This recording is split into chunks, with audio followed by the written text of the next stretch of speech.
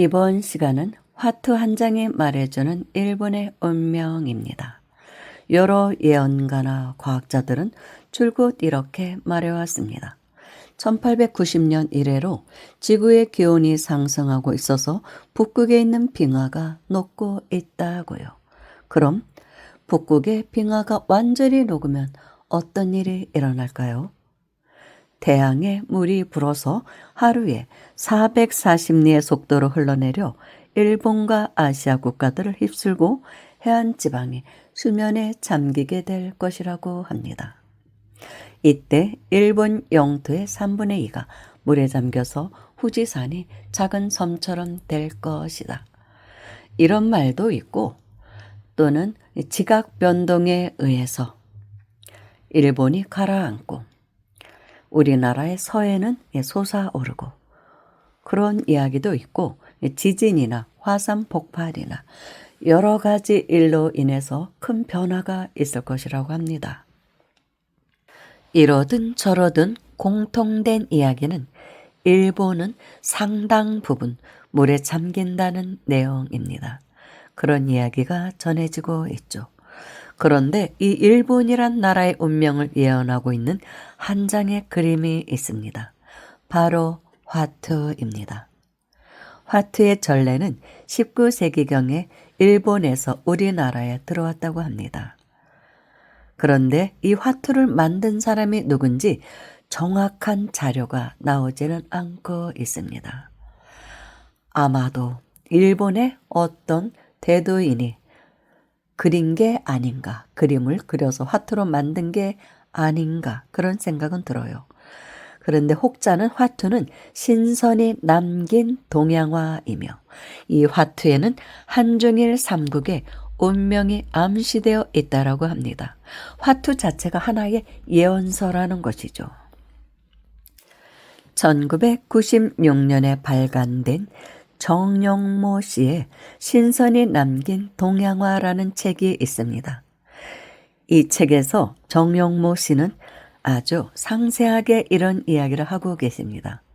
화투 한 장 한 장마다 그런 예언적인 부분을 설명하고 계십니다. 아주 흥미로운 내용들이 많습니다.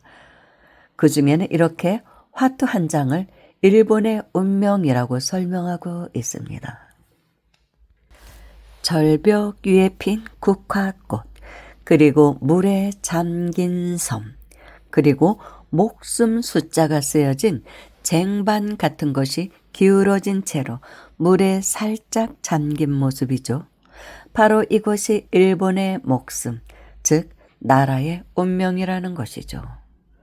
일본이 이렇게 물에 잠기게 될 것이라는 것을 이 화투 한 장에서 나타내주고 있습니다. 암시하고 있는 것이죠. 그렇다면 왜 국화꽃이냐? 일본의 나라꽃은 벚꽃입니다. 그렇지만 일본 황실을 상징하는 꽃은 국화라고 합니다.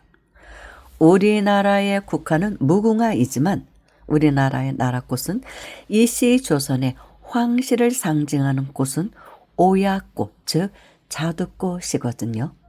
이씨 왕조의 이씨는 오얀리잖아요. 자두꽃. 그래서 고종은 대한제국을 선포한 후 황실의 상징 문양으로 오야꽃 문양을 선택했다고 합니다. 어느 나라에나 이렇게 국기 말고 또 국장이 있고 이런 상징하는 그런 문양들이 있습니다. 나라를 상징하는 문양도 있고 어떤 그 왕조를 상징하는 문양도 있고 그렇습니다. 국기는 국기대로 있고 상징하는 꽃은 꽃대로 있고 그렇습니다. 그러니까 이와 같이 일본 황실의 상징은 국화라는 것이죠. 황실의 상징이란 곧 나라의 상징이기도 합니다. 그래서 그 어느 신선인지 도인인지는 몰라도 이렇게 일본의 운명을 이 화투 한 장에 담아두었다는 것입니다. 그런데 일본이 언젠가는 바닷속으로 상당 부분 가라앉는다는 것은 많은 일본인들도 믿고 있다고 하죠. 그래서 돈 많은 일본인들은 주변 국가에다 땅을 사두고 아파트를 사두고 그런다잖아요. 우리나라에도 많이 사두었다고 합니다. 여차하면 바로 탈출하려고요. 어찌 보면 매우 슬픈 운명의 나라라고 할 수도 있습니다. 이렇게 지구에 큰 변화가 일어나는 데는 빙하가 녹는 것만이 아니라 지축의 정림, 지진, 화산 폭발 또는 홍수라든지 그런 것이 동반되면서 여러 현상이 일어난다고 하는데, 그런데 이때가 되면 현재는 지구 표면의 물이 4분의 3이고 육지가 4분의 1밖에 안 되지만, 이와 같은 변화를 거치고 나면 바다가 4분의 1이 되고 육지가 4분의 3으로 바뀐다고 합니다. 육지의 면적이 3배로 늘어나니 완전히 새로운 세상이 열린다는 것이죠. 우리나라의 서해도 웅기하여 중국과 바닷길이 아닌 땅으로 연결된다는 그런 예언들이 있죠. 이때가 되면 우리나라가 전 세계의 종주국이 된다고는 하지만 그 과정에서 또 인류의 70%는 사라진다고 하니까 과연 이것이 좋은 일인지 나쁜 일인지 솔직히 모르겠습니다. 그런데 지금도 이런 세계사적인 변화는 우리도 다 느끼고 있죠. 전쟁과 수많은 자연재해를 보면 뭔가 심상치가 않구나 하는 것을 느낄 수가 있습니다.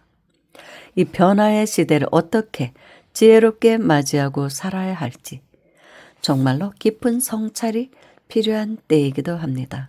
각종 전염병이라든지, 그리고 지진이 날 때 무서운 것이 지각이 크게 변동을 하면 핵무기가 있는 나라들이 자칫하면 핵무기가 자동적으로 폭발될 수도 있다고도 합니다.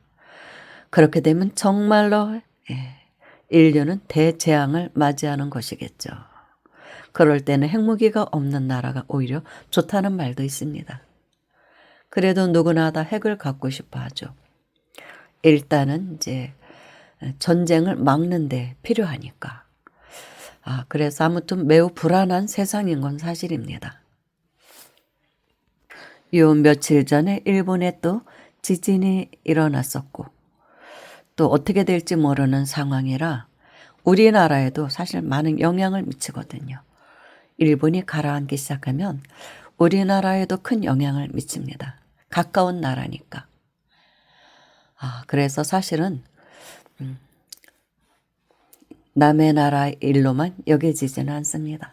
이제는 전 세계가 다 연결되어 있기 때문에 모두가 잘 돼야 되는데, 모든 인류가 잘 살고 행복해야 되는데, 정말로 인류애가 필요한 때인데 참 그렇습니다. 국가적인 그런 이기주의를 버려야 할 때. 그런데 우리나라의 국운은 상승하고 있는 건 맞는 것 같아요. 그런 건 여러분들도 느끼실 것 같습니다. 국운은 분명히 상승하고 있는 것 같아요. 국력이. 그런데 모르겠습니다. 아무튼 전쟁에 대한 여러 가지 지금 위험도 오고 있고 걱정입니다. 그래서 나 개인의 안위만을 위한 기도가 아니라 이제는 인류 전체를 위한 기도가 필요할 때인 것 같습니다. 감사합니다.